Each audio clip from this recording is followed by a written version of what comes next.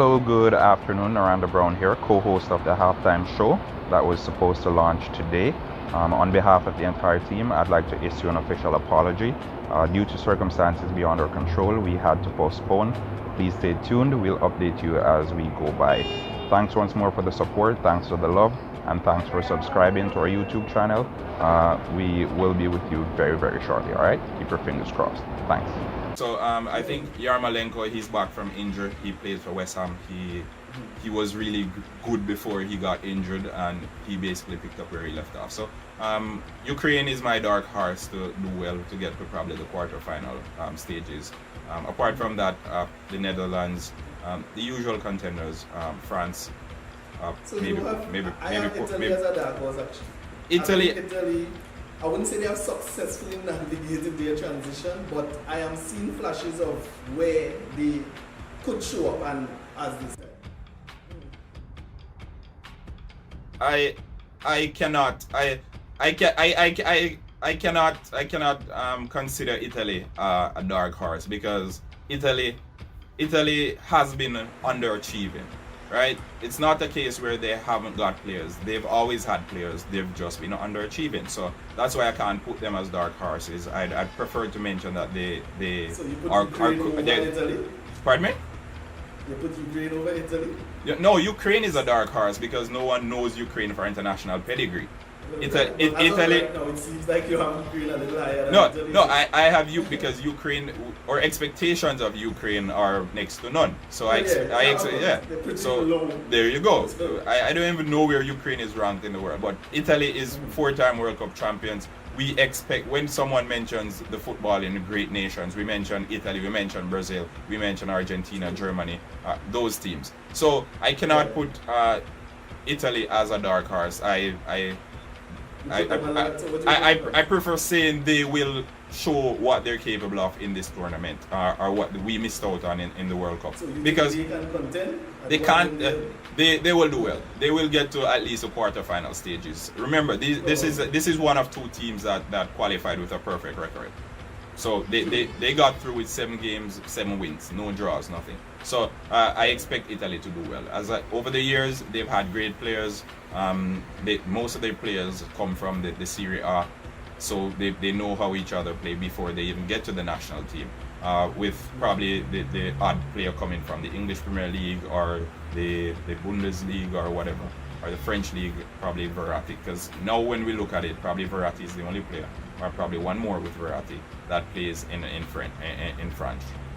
Sorry, all the other players are in Italy. Donnarumma, he took over from Buffon. He's probably 21 years old, and he's already had probably close to 40 caps. He's already there you go. So national team's goalkeeper. I think at 17 he started. Well, he was thereabouts. I think he was back up at 16. Yeah. So and he's already won a Golden Boy award.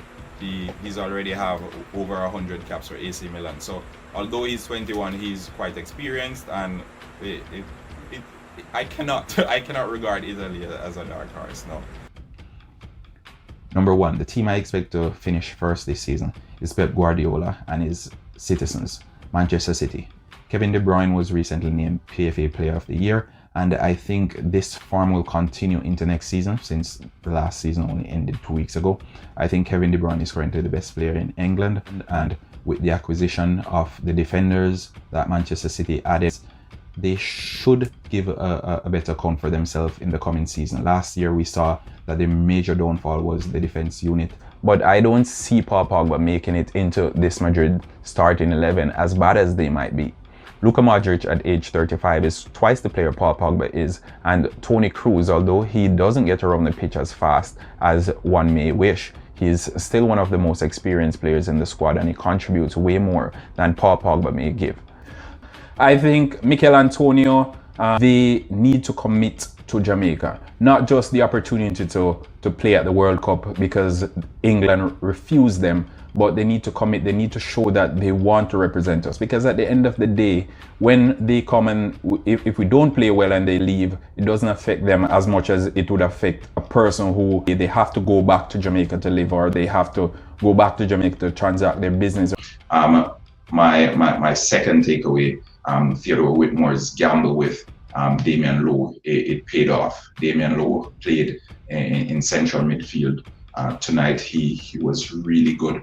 His decision making was a bit poor at times, but still considering he's a central defender coming into midfield and having such a great impact on the game, he was pressing very, very high. His decision making as it relates to reading the game was really good as well. In the final third, when he pressed forward, some of his passes weren't as crisp as we would have wanted, but nonetheless, a really, really great game from Damien Law. And hats off to you, Mr. Law.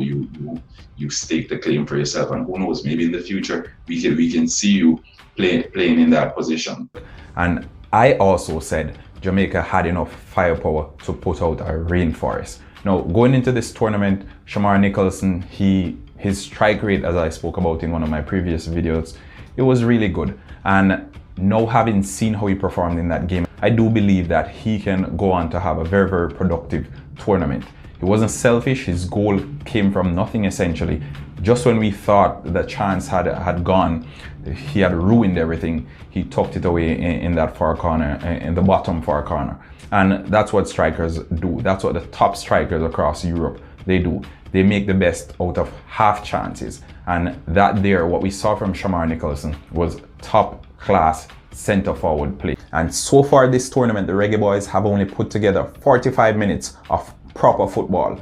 Going into the game against Costa Rica, they'll need to up their game. They'll need to pull up their socks, because it won't be a joke. It won't be a walk in the park. It won't be a Guadeloupe. It won't be a Suriname.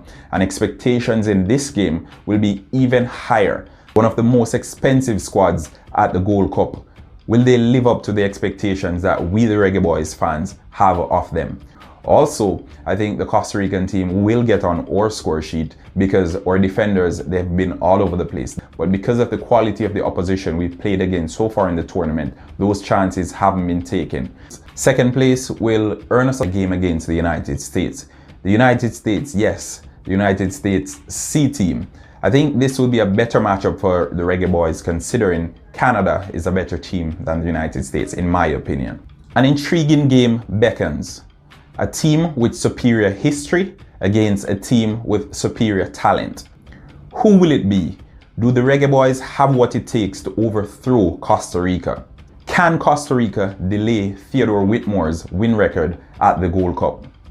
It will be decided on Tuesday, but what I can assure you, it promises to be an interesting tie, a swashbuckling encounter. Joel Campbell, Leon Bailey, two top quality players lock horns as a win will determine their opponents in the quarterfinals. Champions always want to win, but will a draw suffice for both teams? We'll find out on Tuesday. My final pointer, my final takeaway from the Reggae Boyz versus the United States. It a forward a yard. Yes, it a forward a yard. We've been saying it throughout the entire tournament, it a forward a yard. We didn't specify. A lot of folks were expecting the Gold Cup to be forwarding down a yard. But right now, it appears as if the only thing forwarding down a yard is a flight with the Reggae Boyz players and Theodore Whitmore.